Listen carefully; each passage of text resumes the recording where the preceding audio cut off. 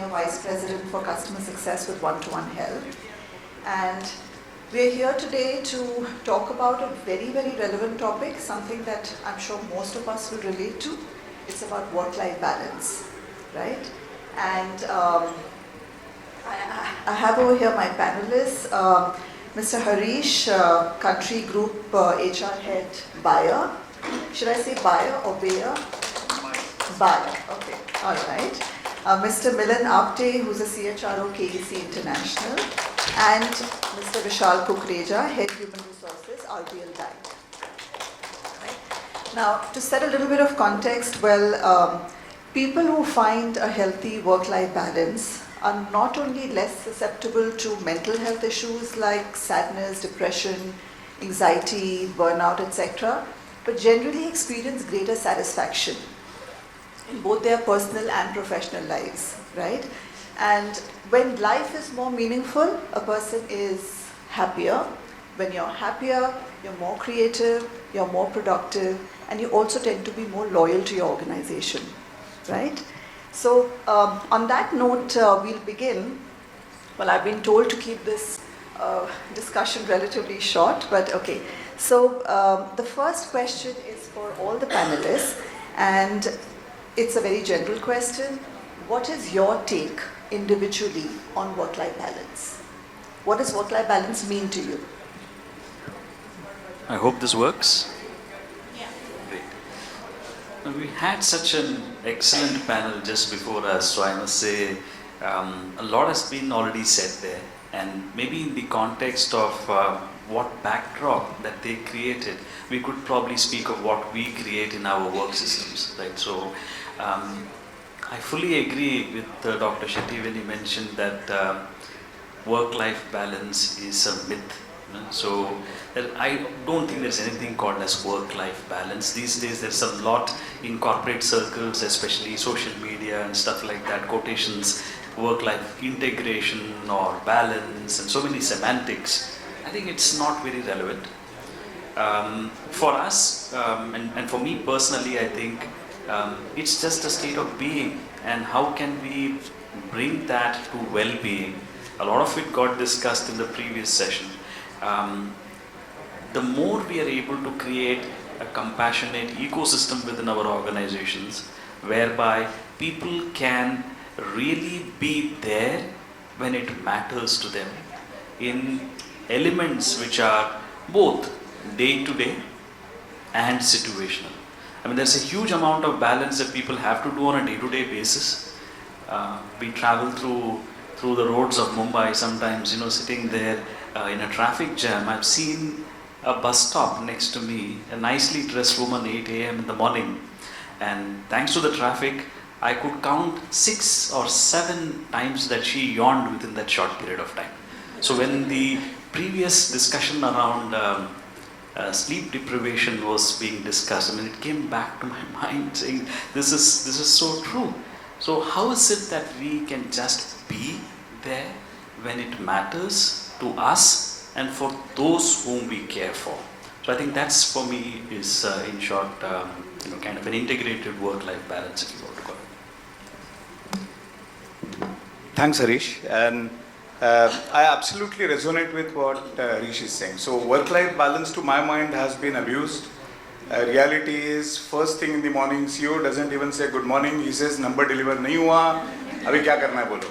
Right? So you are on the edge practically all the time. Everything that we speak about remains theory and good for the ears. But when it comes to hard realities, if it is chaos, if it is madness, we are trying to really find some, or try and make some sense out of this madness and chaos. So I would say work-life balance, work-life integration, none of that's relevant today. I think with the generational flavor also changing, in most orthodox organizations also, Gen Y and Gen Z are fairly dominant workforce. It's more about flexibility. So work-life balance, I think as a concept, is moving more towards flexibility. Just, uncage the very stubborn rules, regulations and frameworks which you have. Give me the flexibility to be where I want to be and make me accountable for work. I think that's how there is a big shift which is happening in work-life balance. So what I think, and I have seen work-life balance definitions, we both worked together in Cadbury very long back. And conceptually also today, I don't think we are worried about an employee delivering on the objectives. I think everybody wants to do well. So work-life balance in a real sense today is all about flexibility. And don't ask me questions on attendance. Just be aware I will deliver. Just give me that flexibility. I want to be where I want to be. Thank you. So, because the topic has been extensively covered, let me tell you what work-life balance is not. Perhaps that will get an additional perspective. It's not getting tied down to a clock and saying at 9:31 I turn into a banker, and at 5:30, no matter what happens, I turn into a family person. Right? I wish life was as simplistic as that. Right? So we can use multiple terms, but when I contract with my team and my employees, how I define work-life balance is you will get time off when you want it, I will get work when I want it. And as long as we stick to both ends of this contract, I think our work-life balance works really fine, right?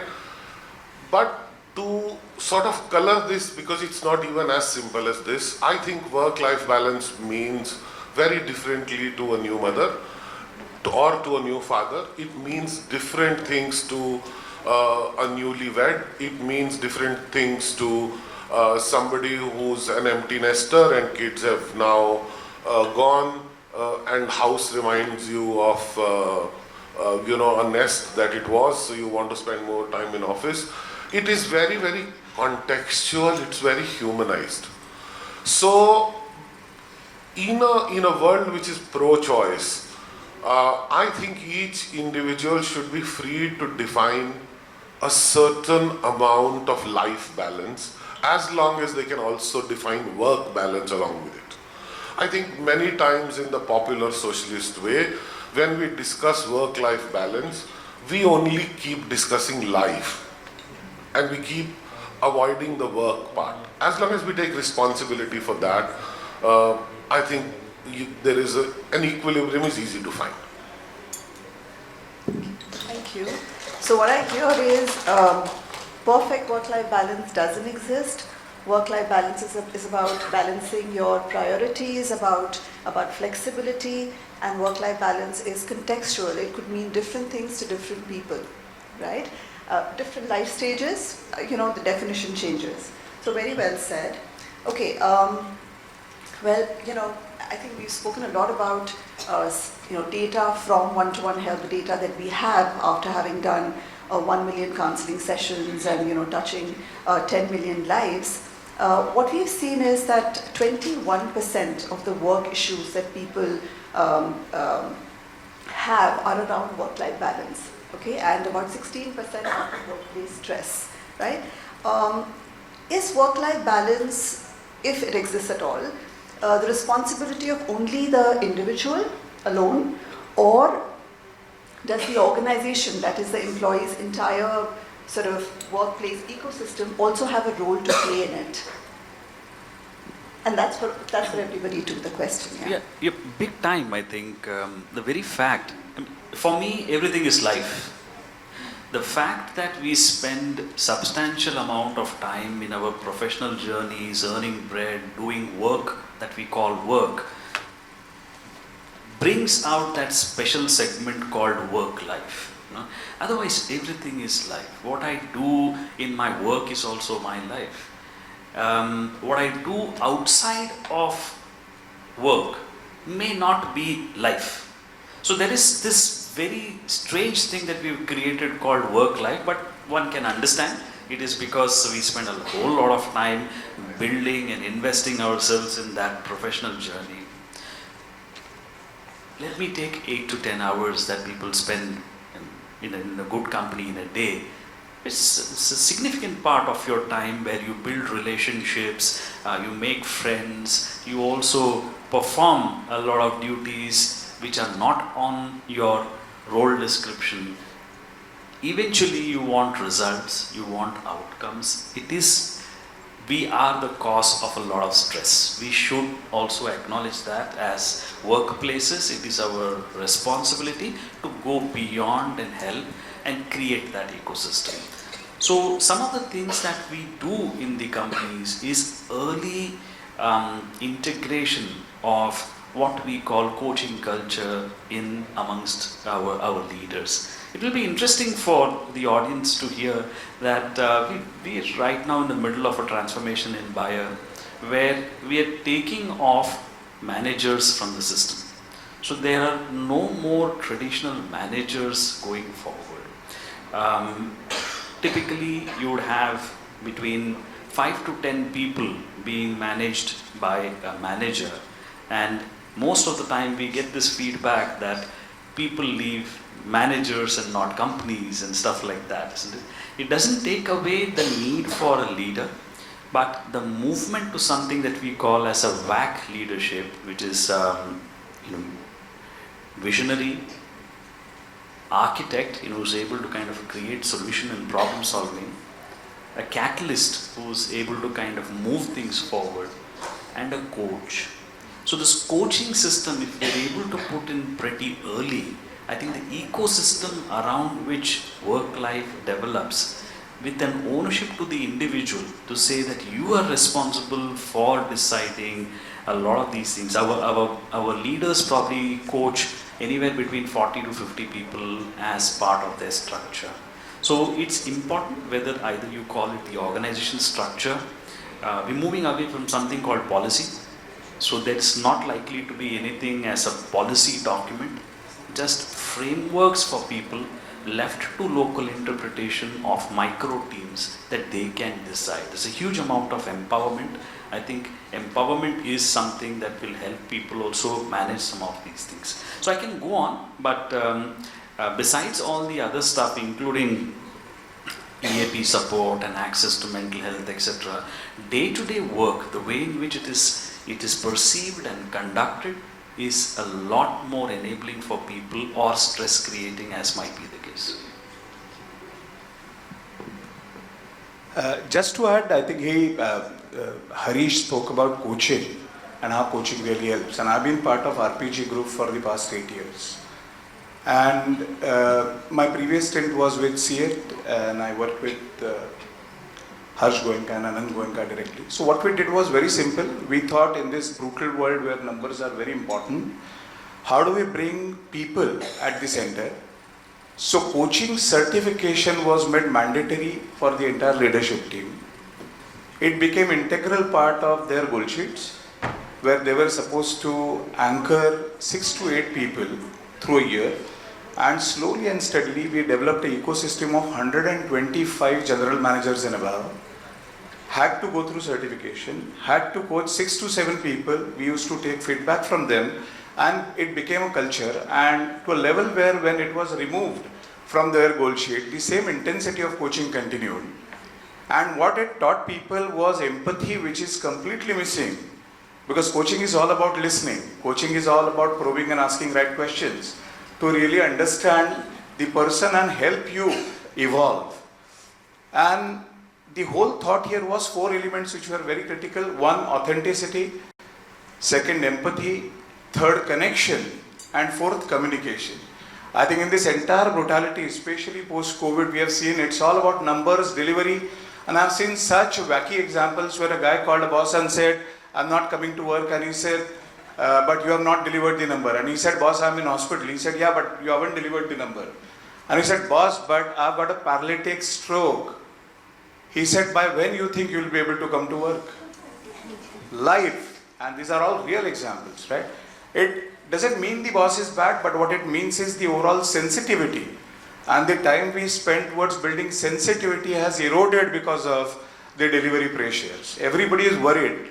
Because I don't remember when we worked in Cadbury, we ever worried about work-life balance or any of the topics which were being discussed in the previous panel. I don't think that was a worry at all. Because the 4 elements I spoke about were coming straight from our Managing Director, Mr. Bharat Puri. and that's the way the entire team was built.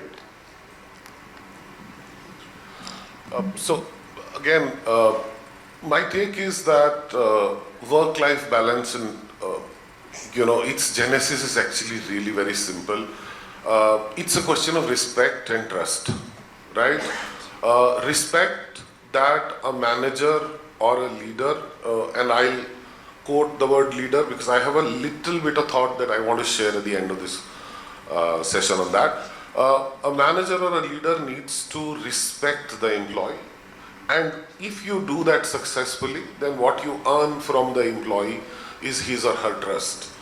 And if that equation is in place, then when you are called on a Saturday, which is off, and you are told, hey, we need to sit on this presentation, you as an employee receive it with trust, and you know it must be important because otherwise this manager will not call you to do this work.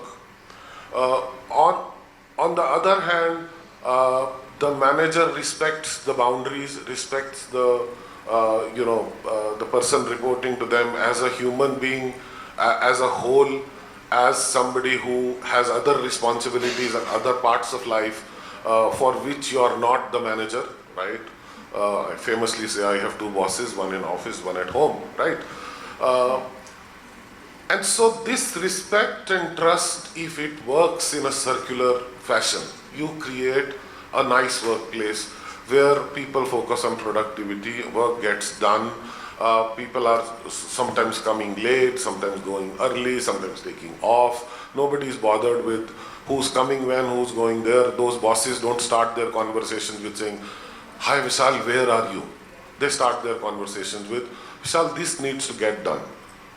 Trusting that you will, no matter where you are, deliver it or get it delivered, right?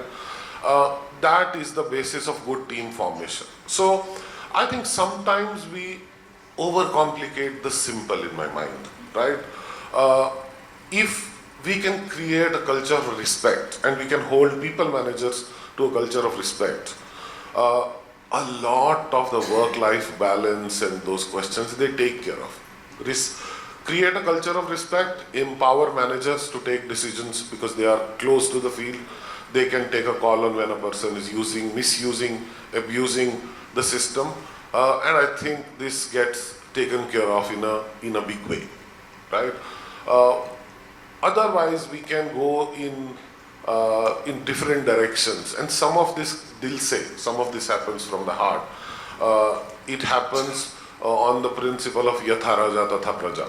So when leaders do this, they create safe spaces for managers to do this. And then they create safe spaces for employees to use these benefits. Otherwise, you can create all sorts of facilities, but they don't really get used. I mean, all of us have heard of those TT rooms, those gyms, those corporates do where nobody really goes. Because unless you create the culture of going, unless you create the culture of, yeah, it's okay to play a TT game for 15 minutes in a hectic day, how will this happen? So those are the moot points in my opinion. Thank you all. So Vishal, you spoke about creating an environment of trust and giving a certain authority to managers. But often what happens is that, despite having, you may have a culture of care at a higher level, it happens that many employees still face expectations from reporting managers, right? To work on weekends or to work beyond working hours. And more often than not, if your reporting manager tells you that, there's an important presentation on Monday and you need to work on Sunday for that, the employee can't say no, right? So how do you better sensitize your managers to the impact of such demands? Firstly, you said yes, you do have that culture, but how exactly do you do it? And what role do senior leaders in HR play in creating that culture which, where there's respecting somebody's work-life balance? Sure. So I think one of the big things that we do is we create communication around respect at work and make sure that we constantly communicate about this, right? and we constantly communicate about what's okay, what's not okay. We have a very nice, hashtag Farz Banta Hai,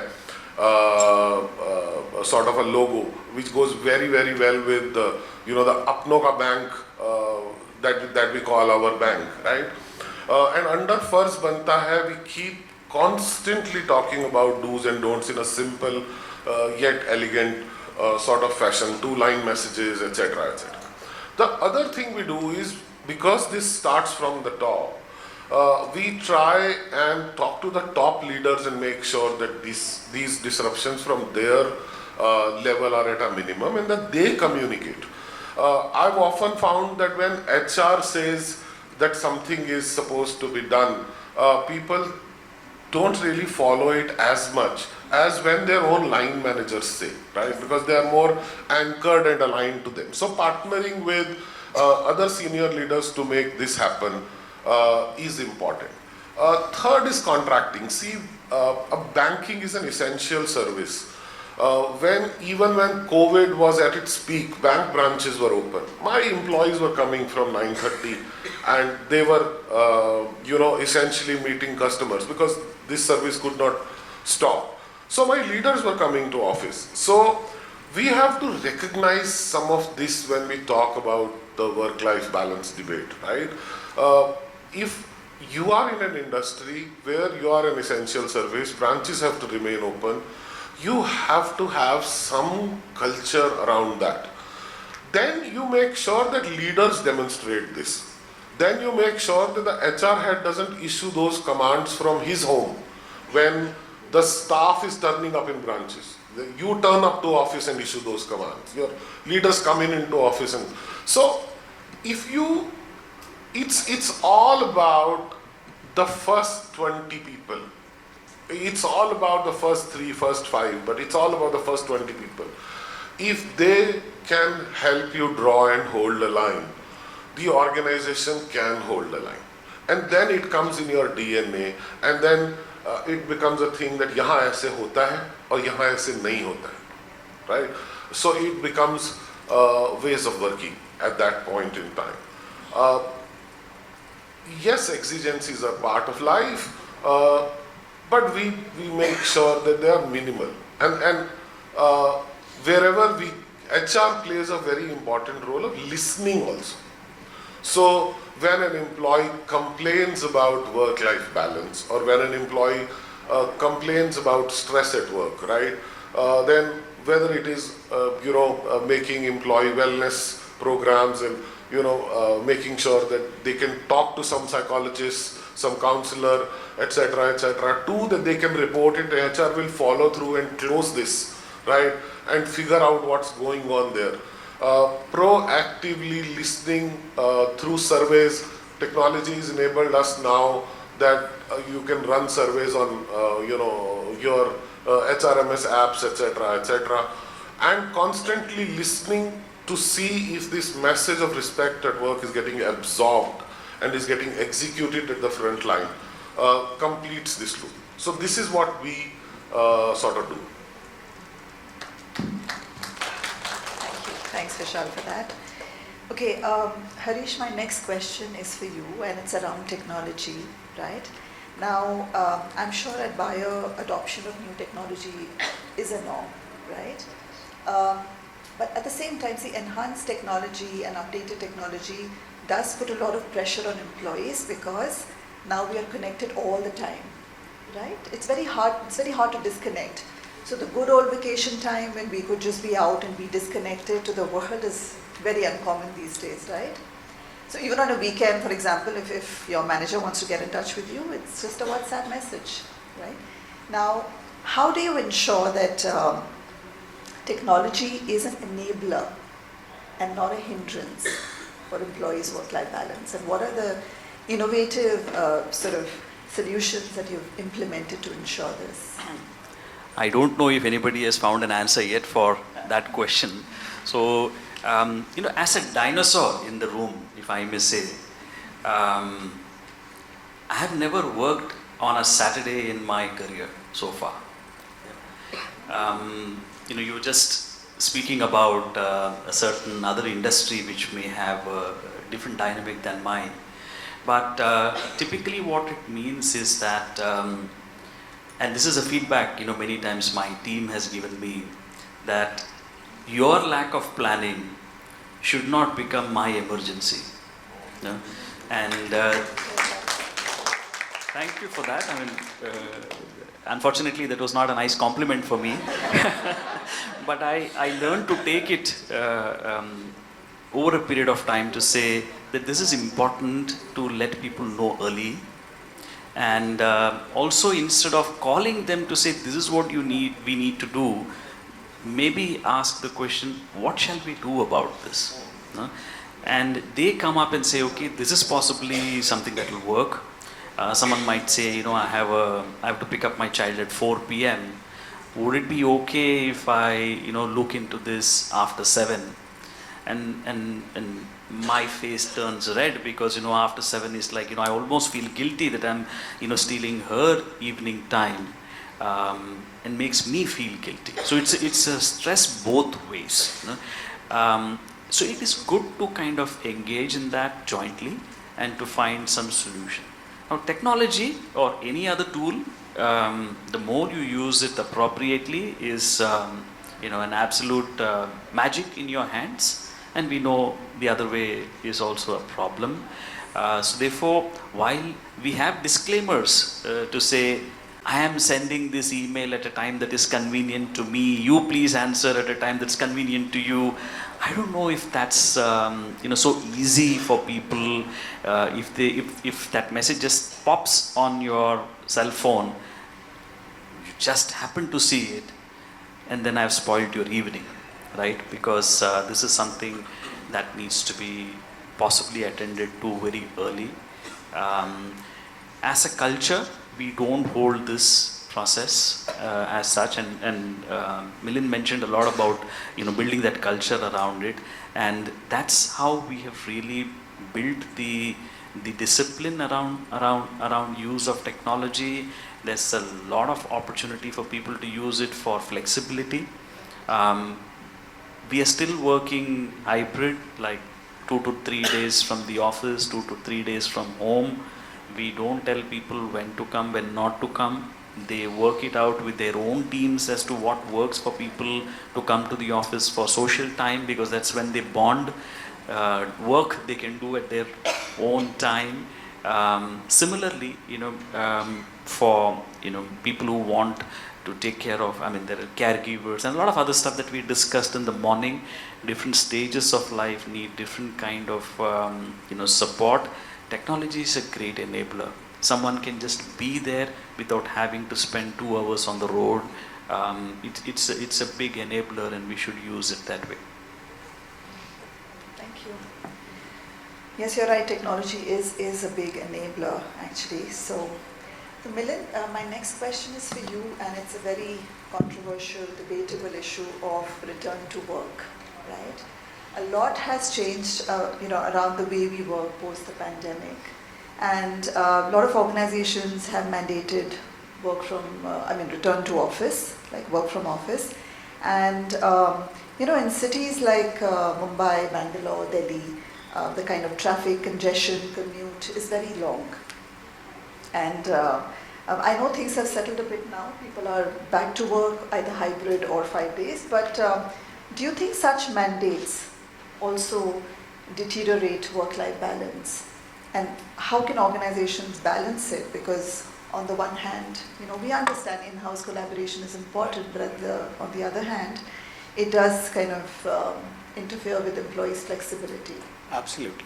So I think a very relevant question, especially I think it will start right from IT industry on one side to brick and mortar manufacturing industries on the other side.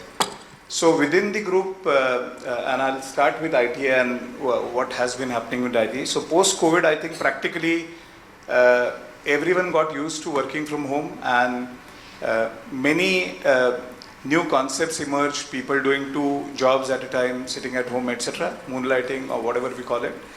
I think question is the moment many companies tried to force employees to come to work, they started receiving resignations. and where companies had to very awkwardly go back and change the policy again. So, and there everybody today in our IT space specifically is still struggling to strike the right balance, because I think the moment you push or try and increase the pace and the speed, I think there is derailment which is happening. But if you realistically try and look at the challenges we are grappling with, I would say there is a dichotomy here. On one side, you have majority of your workforce which is Gen Y, Gen Z, and Gen Z we call Gen YOLO also, and basically they are saying just leave it to us, right? And we are working only to make sure we do 23 things we want to do before we die. So all your standard concepts are invalid if you want to throw your designation and your experience, you yourself enjoy it, we are not interested. So how do you look at this generation, which is a massive workforce, but being led by people who are used to very traditional leadership models, where I want to be at work for 16 hours, if you leave at 5:30, if you pick up your bag, it's half day. And many people then, it's that joke that aaj half day, aaj kya vishesh. So how do you bring that balance between people and leaders who are maybe, who are used to very different leadership style, and 2-3 generations which have very different orientation, right? And that's a dichotomy you will face. That's reality. How do we really approach it? And I'll give example of my own organization, which is, I would say, not a very evolved sector today. We are a die-hard EPC, construction. We are on the road, on the job, executing projects, right? Now we can't talk of flexibility. We need everybody to come to work every day. We speak of 18 hours minimum every day, because project is running 24/7. But I hire engineers who are Gen Z, Gen Y, and their question in the interview is, boss, kitna kaam karaoge? Baki, no question in the interview. So rather than me interviewing, they ask, kitna ghanta kaam karaoge? Le tumko kitna karna hai? This is the dialogue. There is no civil engineering background, and do you understand concepts? So what we have tried to do from our industry standpoint also is, we have rolled out remote working policy. We have really identified roles where we can bring in flexibility, and we have made, I would say we have said let's trust and move forward, right? And so some roles, I think we have moved on complete work from home. Some roles we have moved with hybrid, and for places where we can't give flexibility, we have come up with a people fairness model, and we have implemented this model. So what it means, Harish was talking about technology, and I call it, so one of the technologies, let's say if WhatsApp is very convenient, we call it WhatsApp terrorism. Yeah, and I'll give you example of that. So one fine day, one engineer walked to work, and everybody is looking at him in the conference room, and he said, why are you all looking at me? And he said, you are supposed to present. And he said, when did this happen? And he said, 2 AM. Right? So people expect you to go through WhatsApp at whatever time in the day and night, and you are practically getting anxious every moment. So what we have done is, through this fairness framework, we have put some serious constraints. So for example, you cannot send a WhatsApp after 7 PM. And if anybody sends, you are expected not to look at the WhatsApp. And I can go on with such very simple, very practical things we have tried to do. People getting their leave, people getting 1 weekly off. Harish, as he rightly mentioned, at times people load, they say, nahi, Saturday, Sunday load nahi karna hai, to Friday sara mail bhej deta hu. Puri team Saturday, Sunday kaam pe lagi hai, right? So on one side, we are trying to find practical solutions by accepting the fact that your workforce won't stick with you if you do not bring policies which make them comfortable. It's not about you and what you think. The other big part we are doing is all these stalwarts who have a habit of throwing their experience every now and then and saying, in my career of last 25 years and 30 years, in your career, you please enjoy it and you please think and talk to yourself, right? We are practically training people. So we have launched a model called Inspire. How do you deal with this younger workforce and what will bring the best out of them? And this is mandatory for all people leaders in the organization. So actually it's not about you and your past anymore. It's about you investing in your generation by understanding their way of working. And I think that's the kind of shift we are trying to bring. There is no perfect solution. I think this yo-yo will continue for quite some time, but we are making an attempt. Thank you. Okay. So a new term for all of us, WhatsApp terrorism. Okay. Well, the next question is something very close to my heart. Women, particularly young mothers, face significant challenges in balancing work and life. You know, and I remember when I had small children and I had to be sort of more hands-on at home. At the same time, work was also very demanding. There were deadlines to be met, etc., etc. Right? So, Harish, this question is again for you. Okay. So at 1to1help data, we've seen that out of the 1 million counseling sessions that we've conducted so far, that we've done so far, 55% are by women. Okay. And looking at how skewed the gender diversity ratio is, this is a disproportionately large share, right? And so yes, well, in terms of women, what can organizations do to create support systems, both emotional and physical, for women during and after maternity? And how can these measures encourage more women to return to work and thrive in their careers? Well, thanks for that question. I think, and you very particularly spoke about the arrival of a new family member, right? And this is certainly for the full family, including the organization, which is a kind of an extended family. So it's important to involve pretty early. So we have a program called Shrishti, which is the moment, and for fathers and mothers alike, so it's available for everyone. And the intention is to support during the pregnancy time and the arrival of the child and beyond. People can seek support from buddies within the system, people who have gone through their own journeys. It doesn't have to be the same for everyone, but it's just an assuring environment that is created. Now, one of the best practices which I saw also in my team, there was a leader who on a weekly basis was sending a small note out to this colleague who was out on maternity leave as to what's happening in the team. And we really showcased that across the organization to say, see, and she used to, even though there was no need, join team calls once in a while. So sometimes she would join the meeting and then sometimes not. So again, it's a choice. You feel left out if you don't get connected and if you're not, kind of intimated as to what's happening. And there are also critical times where there are career changes that are happening, and all across all organizations. And mine is one where we've had innumerable transformation practically every year, right? So something is changing and you don't want to come back after maternity and you find that the whole new team, your job is not there, a lot of other things have changed. So it's important to keep people informed and be part of that to the extent that is necessary. We don't need to kind of they have really other priorities in life at that point of time. And similarly for fathers as well, it's a very important time for them. Some are extremely invested in their family, and there are some outstanding kind of stuff that they do, and I reflect back and say, I never did this with my children, but that they're really invested.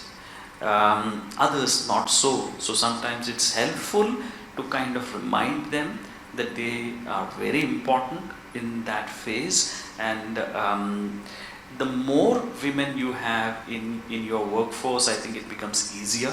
So while people might be speaking about quota systems or some kind of number crunching happening with the percentage, it just makes that space a lot more inclusive. So for us, we probably in the next few days or weeks we will invite the 1,000th woman to our workforce. We have 900 and something. So while it may not be percentage-wise too large, maybe around 20% of our workforce, but 1,000 women in the workforce is a big reassurance for them. So having a reasonable amount of participation from women helps people not feel guilty about some of these things, and even if managers happen to be women or men, it's easier for them to kind of engage with the supportive practices. Of course, we have EAP and other supportive environments for people to fall back as and they are kind of coached towards that direction to seek help. I don't know if that somewhere fits. That does. And what's interesting to hear is that you cover the spouse as well. So I mean, Yes. you cover the fathers to be as well. Yes. Which is great. And but what about we run a program called 1-to-1 Maternity, right? Yeah. Which is a complete hand-holding 12-month-long program. Correct.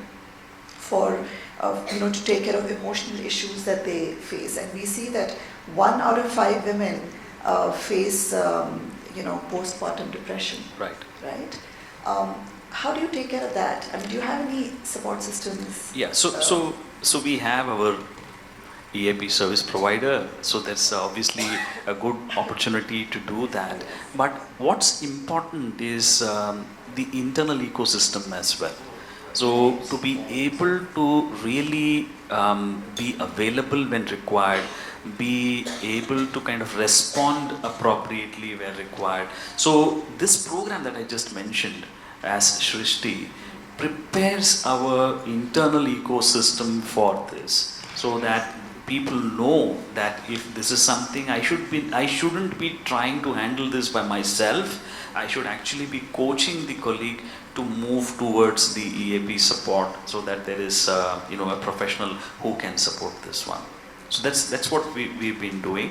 I cannot speak specific cases because they don't come to us so specifically. They stay with the professional teams which is there. Our doctors also get involved very frequently. Okay. All right. Great. Thank you, Harish. All right. I've been told to wind up quickly. So, okay. The next question is a very interesting question, so I don't want to miss it. It's about the buzzword these days, psychological safety, right? And I think we spoke about psychological safety in our previous sessions also. Milind, if you don't mind taking this question, how can organizations create psychologically safe workplaces where employees feel comfortable expressing their difficult emotions like stress and burnout without fear of being judged or humiliated? I think clearly leaders have to play a very, very important role here, right? While delivering number is very important. So I worked for a company called DHL Express, and FedEx was our intense competitors. We used to dream of beating them every day. But what I loved about FedEx was, I think, their 3P philosophy, in which every review started with taking stock of people in the organization, because intrinsic belief was, if you take care of people, they give good service and that leads to profit. So intrinsically, I think it's leadership which has to play a very important role. I genuinely feel a lot of initiatives that we roll out remain unfortunately superficial because they are only driven by HR, largely at times with the intent of building your brand equity as an organization without creating any impact on the ground, right? Unless your leadership plays a very important role getting in. So how do you educate leaders? How do we bring leaders on board? And a tool which I have found very useful here is conversations and deep connect, and which is grossly missing today. So simple question like, do you know all people who work with you and how much do you really know about them? So the other side of every human being, I only know the person when the person is at work, but how do you know the person beyond work? So I think building deep connections and creating culture of conversations we have seen has magical impact, and well, everything else what we have said as an ecosystem is necessary. Similarly, I think for women, since Harish was speaking about it, women are more worried about if they go on maternity break, will it have any impact on the career? Yeah, very, very important. What kind of roles they will get when they come back. They do, at times I have seen hesitation to talk about it. So how do you create that entire culture? I think that will go a long way. Super, thanks. That brings me to my last question, which is to you, Vishal. The first question was to you and the last one too. Well, you belong to an industry that employs lakhs of individuals. Just in a nutshell, how would you tell us that how do organizations in the banking industry embrace the need to provide emotional wellness support, holistic emotional wellness support? So, honestly, I think banking is doing a lot. I think whether it is from participation in EAP programs, whether it is because of the nature of the job, but also because the industry strives hard, the amount of diversity that as an industry banking focuses on. Banking also uses a lot of technology in order to listen to and in order to then therefore use that feedback to change employee experience. Measuring employee experience so from a policy technology perspective, I think banking really does a lot of stuff to ensure this. The key piece here is at the end of the day, and Milind talked about it, is the execution and how some of this translates on the ground. Because you create a lot of policies, but some jobs are high pressure jobs, and then when that pressure comes in and when the rubber hits the road, how do people managers behave, right? Finally decides this spectrum. I think a lot of measures as we speak are being put in place. AI is coming in a big way to alter this space. I think that we are finding in our experiments that artificial intelligence is a very good listener. Bots are very good listeners, and putting them into your meetings, having them summarize your notes is also bringing in some sort of cultural change and element, because an HR person or a leader cannot be everywhere, but bots can be. Many conversations can get better if they are routed through NLP, generative AI bots, etc., etc. So technology, in my opinion, going forward is a huge role to play in improving this culture. That's my two minutes. Super. Thank you. Thank you so much. Thank you so much, everyone. On that note, we'll conclude the session. Do we have time for questions and answers, or? Okay. Okay. We have a question from.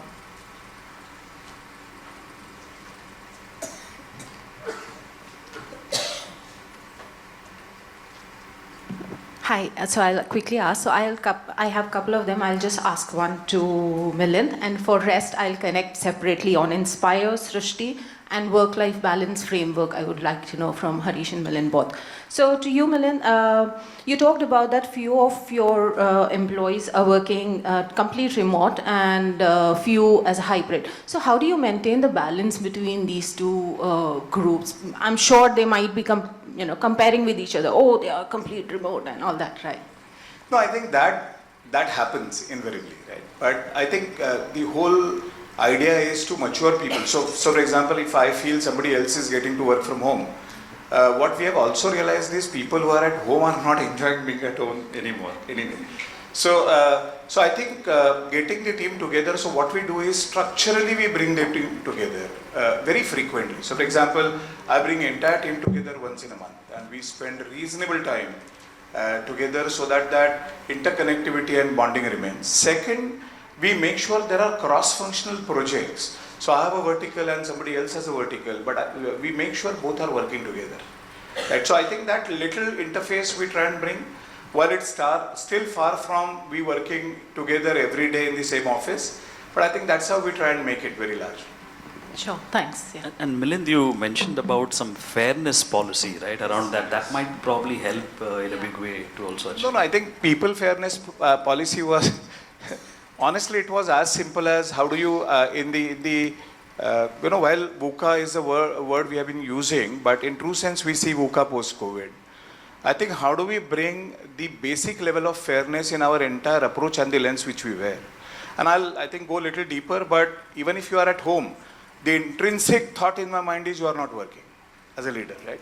So how do you really put it to rest, and how do you make sure that your entire lens is coming with that entire fairness assumption in your mind? And with that lens, we have put up number of policies. Thank you so much. Can I go next? So continuing the same question. Thank you so much. So Milind sir, continuing the same question, right? So since we have two cohorts of people working from home and working from office, do we have any benefits, okay, separate benefits that we are giving to people who are working from office? Is there a difference or the benefit remains same? No, I would say benefit remains the same. We haven't created, I think the decision of work from home and from office is purely linked with your job. So for example, my talent acquisition team, right? I think they can afford to be away from office and connect with their customers. Once a while, they need to come and meet the key stakeholders. I think there are alignment issues, etc. But we haven't created a separate benefit. Mentally still people working from home and people not getting to work from home, I think that dilemma has not been solved. We are trying to just minimize the conflict or the ruptures caused because of this. Now, if we add special benefits, I think More issues. yeah, it will. See, please remember, intrinsically we are unhappy souls, right? And I'm sorry, I'll take only a minute. And I remember in one of my organizations when company wasn't doing well, and every year the losses were only mounting, and my regional heads used to call and say people are demotivated, and I'll walk in there, do something, and they will say we are motivated, and literally it was only for a day.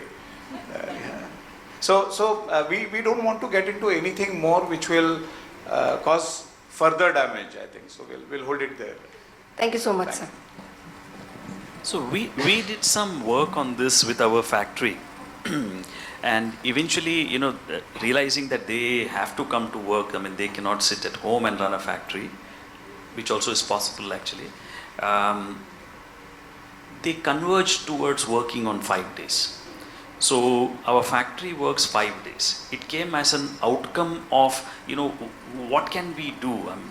Because you are perceiving certain section getting a benefit, which is not actually that, and going back to Milind's point that the perspective is person working from home is not working.